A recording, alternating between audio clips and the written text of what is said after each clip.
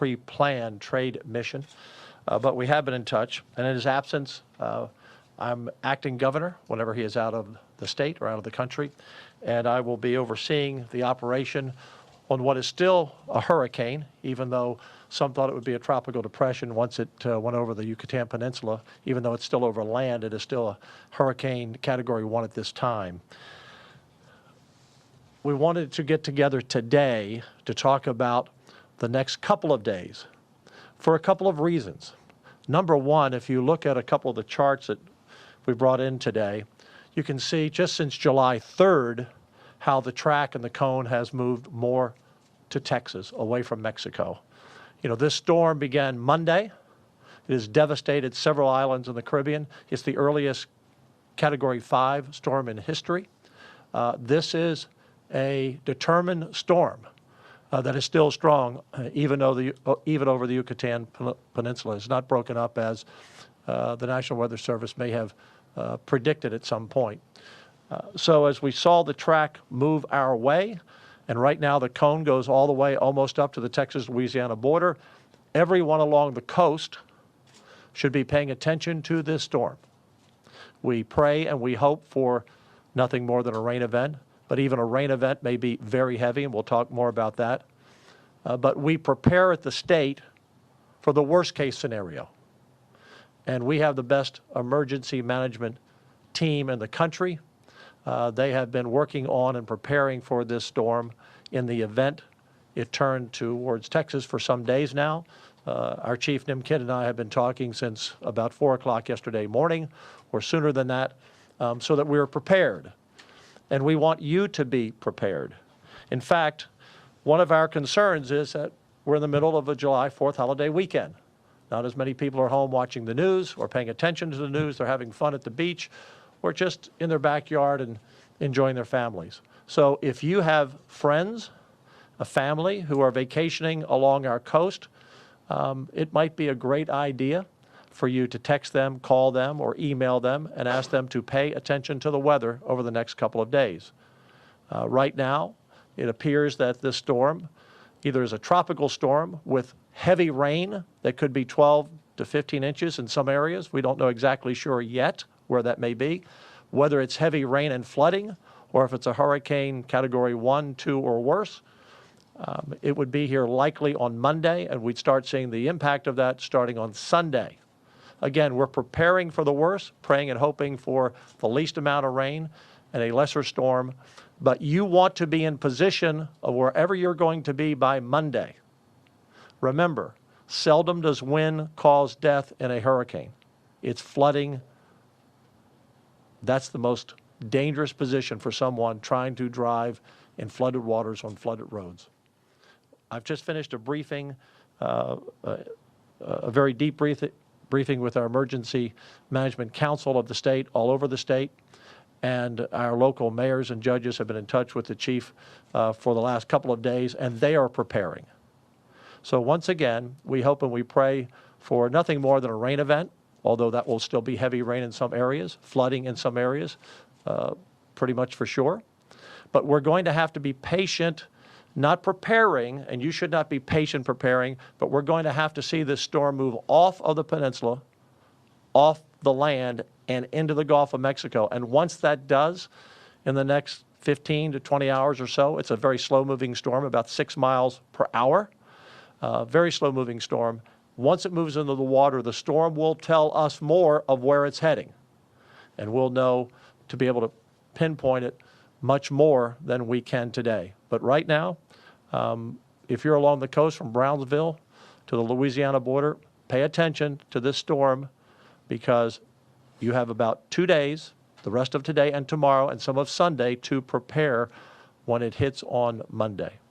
With that, I'd like to turn it over to the chief of the Texas Division of Emergency Management, who is the best in the country and has been down this road many times. And I have been down this road many times with Governor Abbott as well of the storms we've had. I'll turn it over to Nim Kidd to give you a briefing, and then we can take questions at the end. Thank you, Governor. You know, our thoughts and prayers are with those that are already in Beryl's path and those that have lost loved ones, but our actions are right here in Texas. Life safety is our #1 priority. We will make sure that state agencies and resources are available to support all of our local government partners.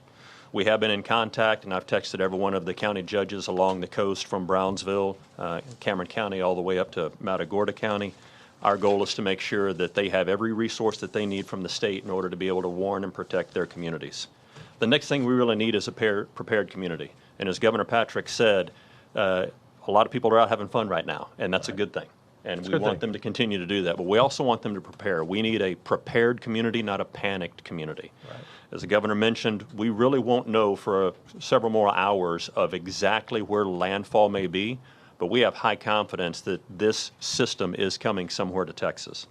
With that, we would ask that people take the time to make sure that their vehicles are fueled, make sure that they have food and water, and that they've taken care of their pets, check on their family members, and take the time now to prepare so that whenever this thing is making landfall, you're already where you need to be. And for the folks who aren't on the coast or don't live near the coast, even up as far as San Antonio, New Braunfels, Waco, maybe even in 5 or 6 days in Texarkana, there could be heavy rain. And heavy rain could be 8 inches, could be 10 inches, could be 12 inches or more, and could be flooding. Because again, this is a slow-moving storm, and hurricanes and tropical storms drop a lot of rain in a short period of time, and the longer that storm is over the area, the more rain it drops. So I think with confidence we can say there will be flooding. Yes, we just can't pinpoint it yet, but do not relax. Sit back and say, well, that's going to hit the coast, and I'm fine if you're a few counties inland, because this storm could bring a lot of rain. I also want to mention, if you're along the coast, again, if you have family and friends that are vacationing on the coast, text them, make sure they pay attention, but tell them about the rip currents. You always hear about it, but the rip currents are going to be really bad. We've already had some incidences with rip currents already, but the rip currents, when this storm starts moving our way in another 48 hours, will only get worse, and it will be pretty dangerous to be in the water once you get to Sunday, or even now and tomorrow. They're just strong. Yes, sir. Any questions? Governor, you mentioned, of course, it's a holiday weekend. Yes. Just to emphasize the point, how are travel conditions looking, road conditions, flight schedules? How is that going to influence how people get home?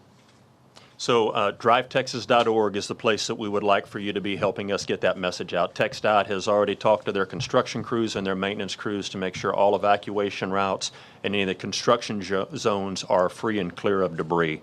Texas Highway Patrol is out monitoring those roadways as well. And listen, talking to our local county judges and mayors, remember in Texas, mayors and judges are the only ones that can mandate an evacuation. Our conversation with those judges along the coast is some of them have issued voluntary evacuations already for low-lying areas, and we're going to have to start watching, because when tropical storm force winds, 35 miles an hour or greater, start moving in, those that are along the coast in RVs are going to have a very hard time traveling. So that's why we need your help in getting that message out now, to pay attention to the weather. Don't let it ruin your plans, but be ready for whenever this storm comes ashore. Chief, do you anticipate Highway 77 going into contraflow? And if so, when? You know, Rudy, that's a great question. I don't anticipate that right now, because there's so much uncertainty of the storm, and we don't necessarily see the amount of storm surge yet that would require contraflow.